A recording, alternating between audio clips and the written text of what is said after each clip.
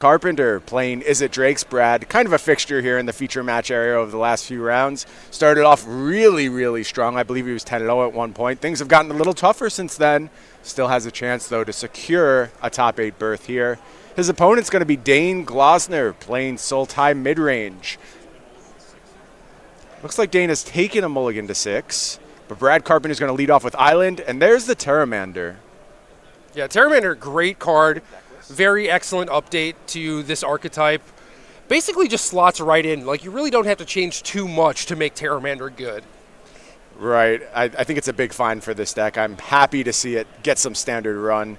And I think still this archetype is finding its footing, figuring itself out. Not a lot of hype around this one. Not one the Hive Mind has really set in on at this point. It's sort of old hat, but Pteramander does cool things, like you see Brad Carpenter enabling turn 2 Chardicourse to actually just draw 2 cards. Never happened in older versions of Is It Drakes. Basically never.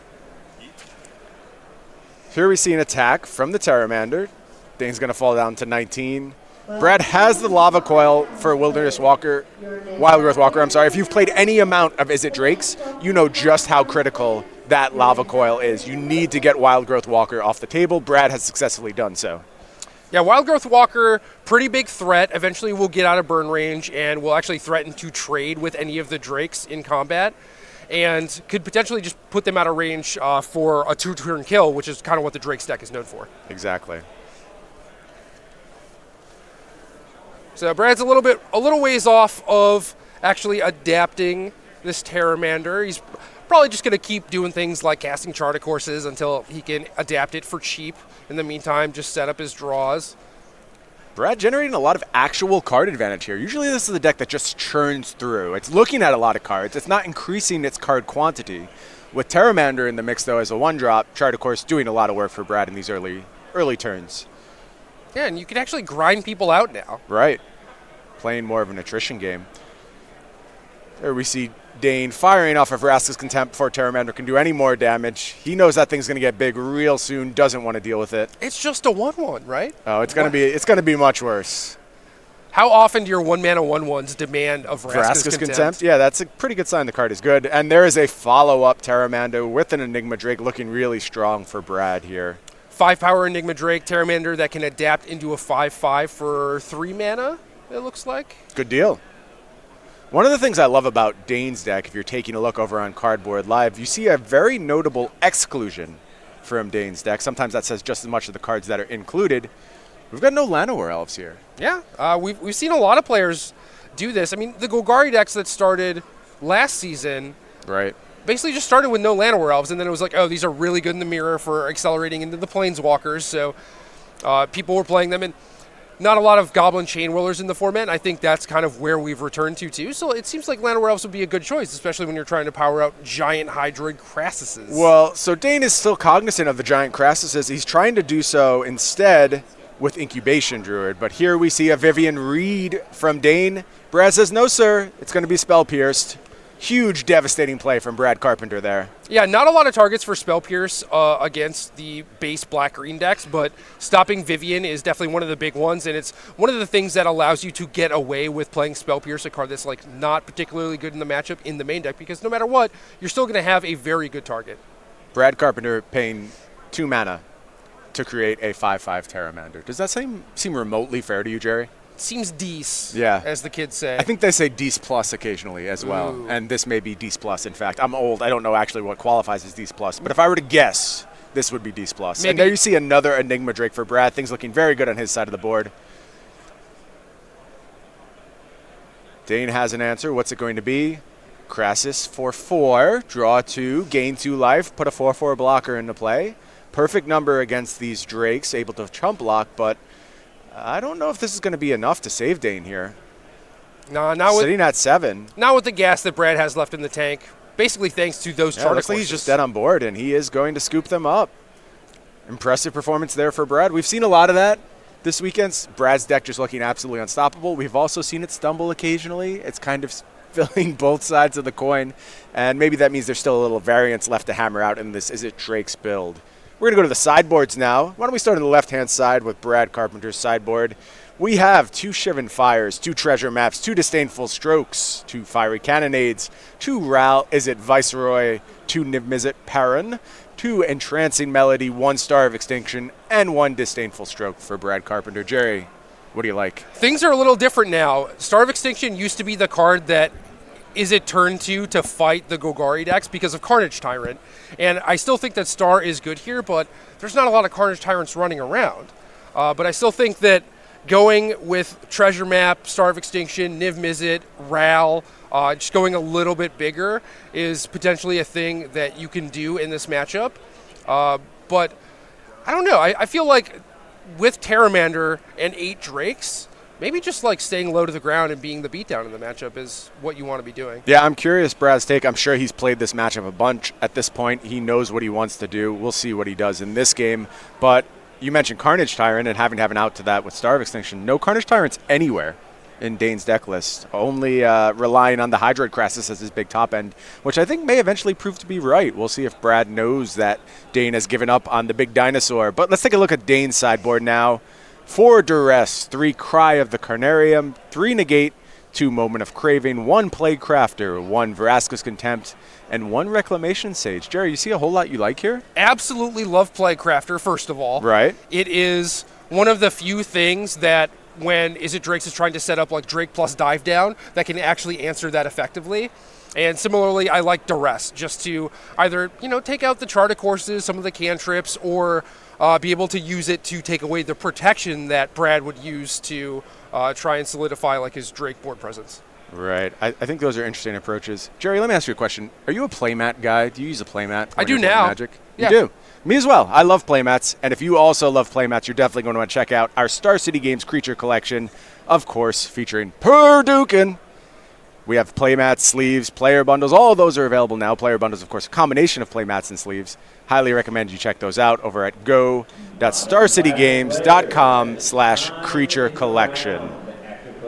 Play any Street Fighter ever? Do you have a Street Fighter character that you like? Nah, not really. I own Street Fighter V.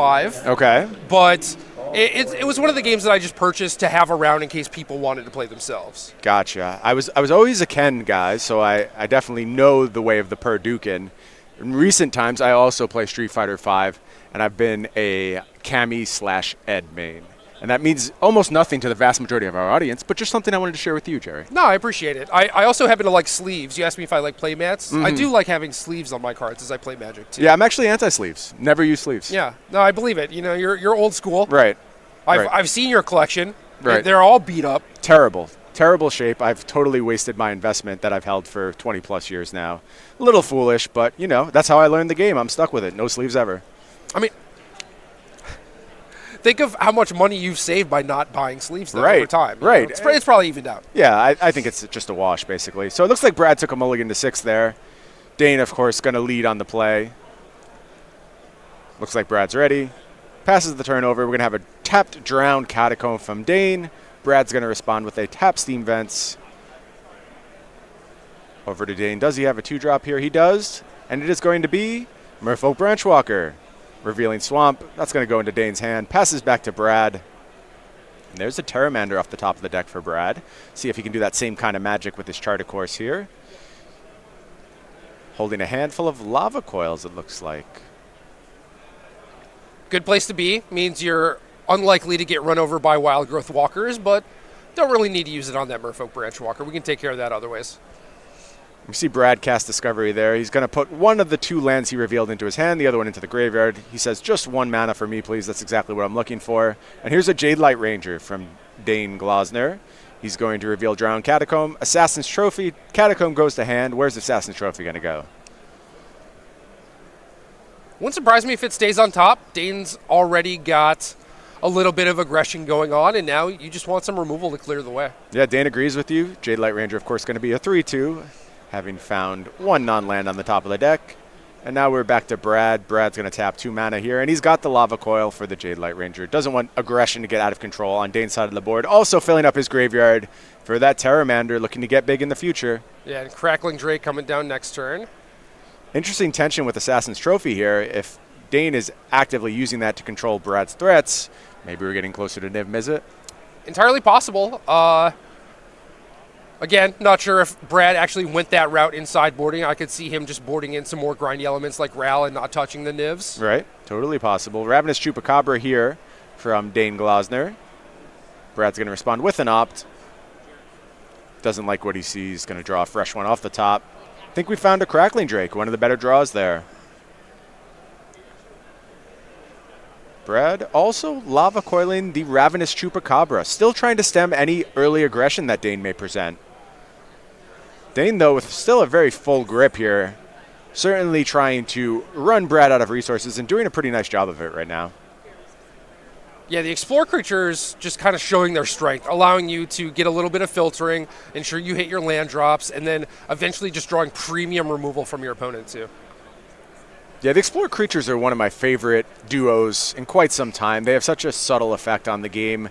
You don't realize how important they are until you try playing games without them in these type of decks, and you realize these decks don't work without these Explore creatures. Not really. And then you have the added benefit of just getting to play Wildgrowth Walker, too. Of course. So Dayne deployed another Branch Walker, found another land, keeps building towards a pair, I believe, of Hydroid Crassuses he has in hand. Brad with his own powerful play in the form of Crackling Drake, going to draw a card. Looks like it was another Crackling Drake. Love to see those Crackling Drakes do that kind of work. Dayne obviously has the answer for the first one, going to play Assassin's Trophy. Brad going into the deck and finding a basic land to replace his Drake. I like the way Brad plays this deck, where you see when he has one threat, he'll often look for some sort of protection spell, but then once you have a second threat, that's effectively like a protection spell. Basically, you don't want to be left without a threat because your deck is so threat light. So on turn 4, he cast an opt looking for a dive down or another threat rather than cast a Crackling Drake, but now that he has a bunch of threats, he's just more than willing to run them out there. Well, here we have our first Hydroid Crassus of the game. It's going to be a 4/4. Draw 2 cards, gain 2 life. Dayne sitting at a comfortable 22 life right now to Brad Carpenter's 10. Brad definitely on the back foot. Going to try a Crackling Drake, see if we can find some more gas off the top. Looks like a grip full of lands and an Enigma Drake. So he's got some board presence, but so does Dayne right now. And I think Dayne's is a little stronger, and it's only going to get even more powerful with that Vivian Reed off the top of his deck. Yo, what's that writing on the Hydroid Crassus? That's a fair question. I'm assuming it's a signature. That's my signature. Oh, that's your signature. Oh, very flashy.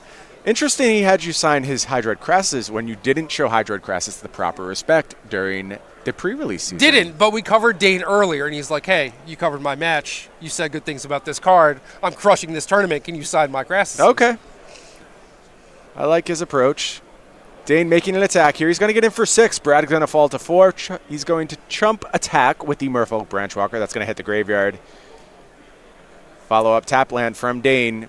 Brad, 2 lands in hand, draws a second Enigma Drake that might buy him another turn. But he's in a precarious position right now. We'll see if he wants to take care of the Vivian. He does. That'll leave the battlefield. Deploys the second Enigma Drake. Passes back to Dayne.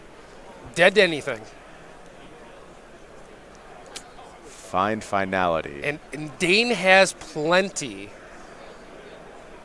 Yeah, a lot of options for Dayne here. He's got a Vraska's Contempt in hand that will just end the game, but he doesn't know what's in Brad's hand. Yeah, exactly. So now it's up to Dayne to figure out what he can afford to play around. Going to make an attack. Going to have trades. Brad's going to fall to 2. We, of course, know that Dayne is packing another Crassus in hand and may just look to deploy that here. Going to take 2 damage from Breeding Pool to get access to even more mana because here comes the X equals 6. They bring friends. They always do. Gain 3. Draw 3 cards. Sounds pretty good to me. Good deal. We used to play with Simic Sky Swallower. Simpler times, Jerry. An era gone by. So Brad finds a Drake here. I am hard-pressed to believe this is going to be enough to save him against this huge Hydroid Crassus. Dayne's considering his options. Again, doesn't know what Brad has in hand. Brad showing 2 cards. We know not much there, but Dayne doesn't know that. Is he going to find a kill this turn? Does he want to play it a little bit safer? No real onus on Dayne to do anything super aggressive or dangerous.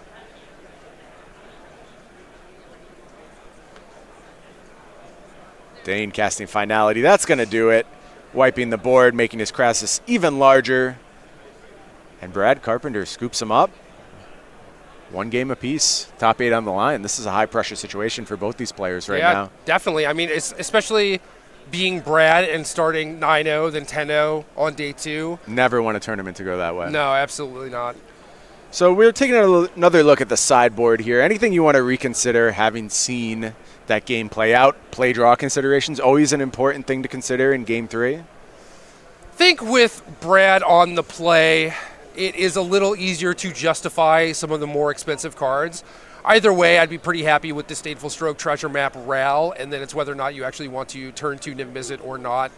It is difficult to actually have survive against Sultai, but you do have 3 copies of Dive Down, and it is possible that just going long, you're outclassed, so you need to do this bigger, more powerful thing to actually beat them. I think he has to consider how Hydroid Crassus has changed the matchup, and does it require a shift in strategies. I think Niv-Mizzet in the past has been a card that typically the Izzet players would stay away from. Vulnerable, like you said, Ravenous Chupacabra, also Plaguecrafter. Plaguecrafter kind of fallen out of favor recently, although we see one sitting in Dayne's sideboard right now. So who knows what Brad's going to decide to do. I could also see him saying, hey, I'm on the play. I just need aggression here. I need to stay low to the ground, get this game over with. Yeah, I could totally see that. Either way, Ral is going to be excellent. If he's staying on the beatdown plan, that is going to provide him something to kind of clean up the board a little bit, give him some card advantage, give him a draw engine, and since he's on the play, he'll likely be able to defend it a little bit better than if he were on the draw. Right. And then as for Dayne, I don't know if he brought in the Duresses or not. I would definitely recommend it, but yeah, Plaguecrafter is a slam dunk. Vraska's Contempt is decent. Just being able to interact on your opponent's turn, like you can do things like pass the turn with open mana when it's their turn to play a Drake, and then try and hit it with Vraska's Contempt end of turn. They dive down, you untap, play Chupacabra. You still maintain parity. Yeah, interesting to consider what Dayne may have taken out. I mean, his deck looks generally pretty strong against this archetype, so he's got to find cuts if he's going to get these things in. You know, a lot of powerful removal. Maybe he's not interested in Hadana's Climb anymore, not really the game plan he's trying to execute. Maybe some of the Planeswalkers, you see he's got 2 copies of Vivian Reed, certainly extremely good. Those aren't going anywhere, but maybe Vraska, Golgari Queen he's less interested in. Although now that it hits Terramander, it gets a little bit more value in this matchup. Definitely, you do have extra targets. It is just as good as another removal spell and sticks around to do some cool stuff. Looks like both players kept 7 here, which you always like to see in the deciding game. Here we see Brad leading in that turn 1 Terramander, extremely effective in game 1.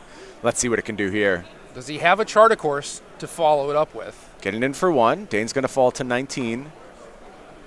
I think he might. Nope, just Discovery here. Still a fine turn 2 play. Going to see 2 lands on top. Brad's got to be careful. He did keep his second mountain on top in game 2, and then ended up flooding out a little bit, which you definitely hate to see, but it is kind of tough. You know, you're sitting on Crackling Drake in hand, you want to be able to cast it on time, but you have a bunch of cantrips and a decent amount of lands in your deck. It's entirely possible that you do just end up flooding out in the late game. Right, and we did see Brad keep both lands on top here. Here we see attack from Terramander, going to take Dayne down to 18. Brad played his shock land untapped. What's his play here?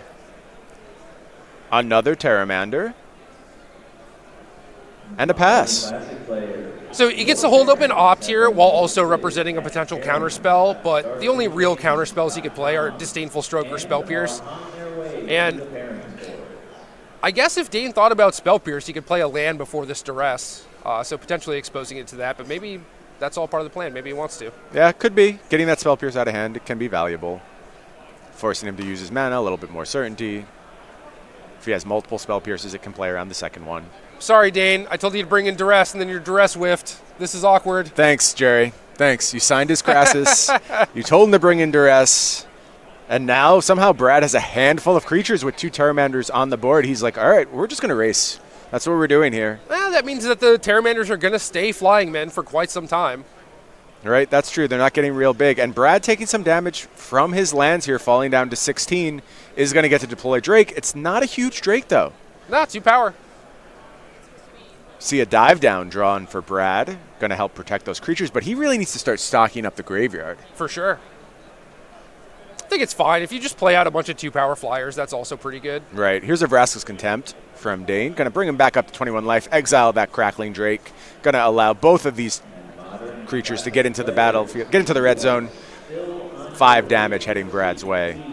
Yeah, this is it. Just play some explore relevant creatures, clear the way, get in for some damage. More attacks from Terramander. Dayne falling down to 19.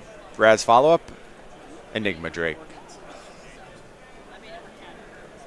You got to be a little wary if you're Dayne, because you know that Brad has another copy of Crackling Drake in hand, so it's suspect for him to only deploy the Enigma Drake there. Just got some good news for any Abe Corrigan fans listening right now. It sounds like he has won his match. It looks like Abe's going to be moving on to the top 8.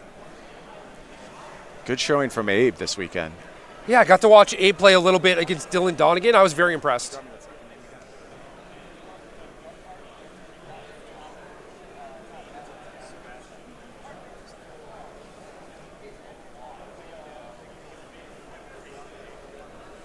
Both players continuing to deploy threats here. Brad got to use his dive down to protect from the Chupacabra. Pteramander continuing to attack, but we've slowed the pace a little bit. Enigma Drake's going to stay home. Here's a Charter Course drawing Brad 2 cards. Most effective mode, and one of them is a Lava Coil. Still Wild Growth Walker in range of that Lava Coil. Let's see if we see Brad deploy it right here. You also found a Ral, another card that you advised in this matchup. Let's see what that card does as this match goes on. Yeah, Ral is excellent, and Brad has a board position to be able to actually protect it. Gets the Lava Coil, the Wild Growth Walker on this turn, which is basically the perfect turn. You know, it's sitting at X4. Those are really big 2 cards for Brad. There you do see the Lava Coil. Wild Growth Walker going to leave the battlefield. Brad passes the turn back to Dayne. Dayne's starting to get access to a lot of mana. He does have the Crassus in hand. He also now has a Vivian in hand. Big plays are going to start coming out from Dayne. Yeah, kind of rough. Like, Vivian is obviously a great top deck here. Vivian's basically always going to be incredible against Izzet, but right now it would just kill an Enigma Drake and then die to the Pteramanders, but maybe that's good enough because you get to get rid of the blocker, right, make another attack for 5. Yeah, Dayne's the aggressor right now, I think. And there you see another attack for 5. Brad falling down to 6. Brad's going to untap, take a draw. Disdainful Stroke. Is Brad willing to fall to 1 on his next turn? Does he have something he can deploy? He does have another Crackling Drake, so he can make the attack, deploy the Crackling Drake, have a blocker. Yeah, I don't think you can really afford to do the Charter Course stuff this turn. I do think he probably has to deploy Crackling Drake. I am wrong. Brad disagrees. Brad says, I'm taking a look at some more cards. First one's an island, second one's Discovery Dispersal. Hitting land and a spell means that you can adapt Pteramander, hold up a Disdainful Stroke. Right.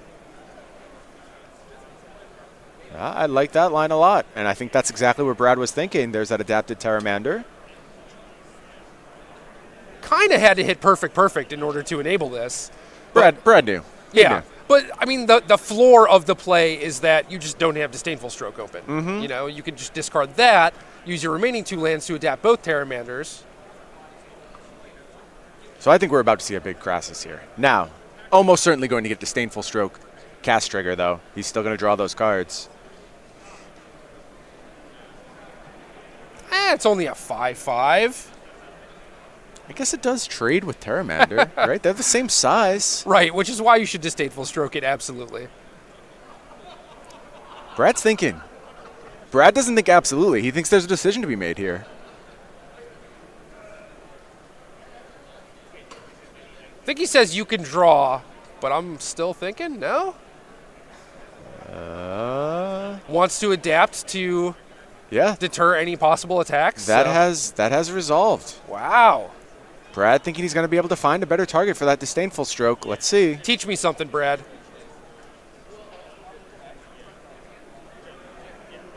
I think Brad drew another Pteramander. Really nice draw here. One of the reasons I love Pteramander is just that it's always live as the game goes on. Brad has a card he loves even more. It's Ral.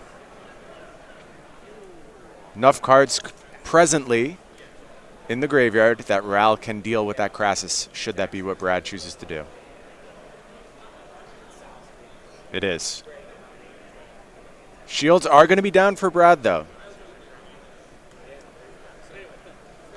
I think that's okay. I guess what Brad did made sense, because if he strokes the Crassus, takes a hit down to 1, he's left with a 5/5 and a 1/1, and then next turn we'll probably want to tap out for Ral, and then even if he kills one of the creatures, if Dayne has 2 removal spells, he's going to lose. So this makes it so he can't lose to what's on board. And there we do see a removal spell. Cast Down, targeting the Pteramander. It's going to hit the bin. Dayne's got a tapped Watery Grave he wants to deploy. Only 2 cards left in hand for Dayne, and he's going to pass back the turn, giving Brad a chance to maybe use Disdainful Stroke to deal with the next play. Didn't quite catch the draw there. Looked like a red card. We're going to just take a look at 2 more anyway. Ral's going to tick up. We see Mountain, land. All right, Mountain's going to go to hand. Can play Mountain. That's a Star of Extinction. Ooh, backup plan. Yeah, I think this game has turned dramatically in Brad's favor. Potentially with some plays that we weren't quite sure about. Yeah. Brad just showing his absolute mastery of this deck. Yeah, I think not stroking the Hydroid Crassus might have played around a wider variety of things. Really strong play from Brad. There you see Crackling Drake coming into play. He's got to dive down to protect it now. Good looking grip on Brad's side. What does Dayne have to offer? This has been a great match, very back and forth. Yeah, absolutely. Now, Brad kind of has to close the game out before Dayne starts finding more Crassuses, but he still has Disdainful Stroke to get rid of the body, Star of Extinction if anything goes poorly. Dayne also not messing around. He's got the 4 full Crassus. Oh, yeah. We see his draw there was a Vraska. Golgari Queen looks like he's going to deploy. Only other thing in hand is a land. He may be looking for more, sacrificing some of those lands possibly. Interesting tension there with Hydroid Crassus. You generally want all your lands as the game goes on. Yeah, but Vraska as a removal spell is just so strong, too. Oh, for sure. Could potentially just gobble up that Pteramander sitting on the battlefield. Let's see what Dayne wants to do here. He's ticking up. He wants to see more cards. He thinks he needs more answers to get out of the situation. I kind of agree with him here. He's in a rough spot. I think he found another Vraska. Is that the card he drew? Certainly not what you want to see there. Apparently Vraska's come in pairs now. Yeah, I guess so. Vraska always bringing a friend. Again, getting tentacles and what are those, snakes? Snakes all over the place. She's a Gorgon. Yeah, generally don't want a house full of snakes, although I'm a fan of snakes. Cool creatures. Is it time for Brad to start getting aggressive? What does he think? A lot of options available here. Ral is going to minus, taking out the Merfolk Branchwalker, wants a little bit more safety on his side of the board. Meanwhile, Crackling Drake headed towards the Vraska, and Pteramander headed towards Dayne, going to do 5 damage, dropping his life total down. Follow-up play, another Crackling Drake. About the best follow-up play you can have there. And the draw is a Lava Coil. Things look really strong on Brad's side now. Turns out having Ral in play for a few turns can do a lot. That'll for do your it. Position. Like I said, almost certainly the best card in the matchup. So I have to ask, why did you give Brad such effective advice and you doom Dayne to have a dead duress? Do you have something against Dayne? I like Dayne. I signed his Crassuses. Seems like you were setting him up. This was kind of like a long con, getting him to trust in you, telling him to bring in the duress. I mean, to be fair, I told him to bring in the duress when he was already sitting at the match. I don't think he heard me. I could be wrong, but... You have that effect on the game, Jerry. You just broadcast your knowledge across the room.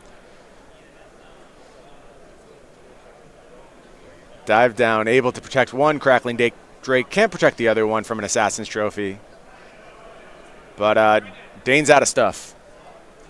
He is all out. Managed to expend everything to get Brad to 4 and likely ensure that he doesn't die.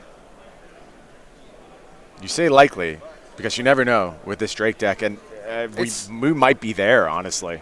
I think Brad has 14. 14 of Dayne's 16. My count agrees with you. Let's see if Brad has those other 2 instants or sorceries in hand.